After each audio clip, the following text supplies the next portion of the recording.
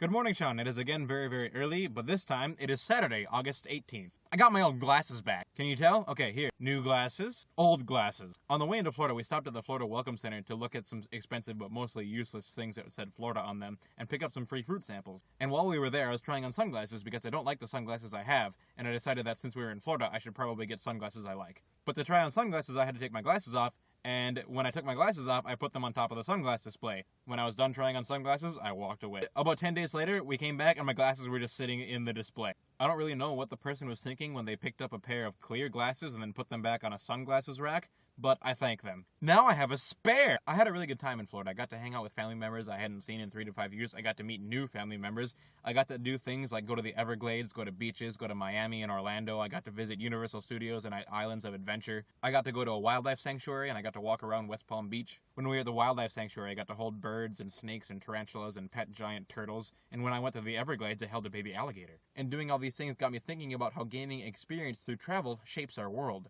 I went on my first road trip to Florida when I was 6 weeks old. I don't remember any of it, but I'm told I met with family and went on an airboat and I went to the beach. But since then, I've been to Guatemala 5 times, I've been to Honduras twice, I've been to El Salvador once, I've gone to Florida several other times, and I've made a road trip to the Grand Canyon. I remember visiting the Mayan ruins of Tikal and climbing the pyramids and looking out over the rainforest. I remember going to the Grand Canyon and not being prepared for how big it was. I remember scuba diving in the Florida Keys and swimming over a coral reef and marveling at all the fish that lived there. But it wasn't really until this trip that I started thinking about how much I'd really done and how much I still really want to do. Because you can look at these places in postcards, you can watch documentaries on TV, and you can read books about other people who have been there. But until you actually stand there and look out over the forest or the canyon or the reef, all you'll have is someone else's idea. You'll have someone else's experience and someone else's interpretations. But when it comes down to it, there's nothing better than seeing for yourself and coming to your own conclusion. And it really doesn't make sense to confine oneself to such a small space for such a long period of time. We live in a society that likes closed spaces. Cities have limits and nations have borders, and sometimes it seems okay to sit in your room and have the world delivered to your door, but sometimes you have to go out and get it. But sometimes it's good to get new air in your lungs, new earth under your feet, and a new sky above your head.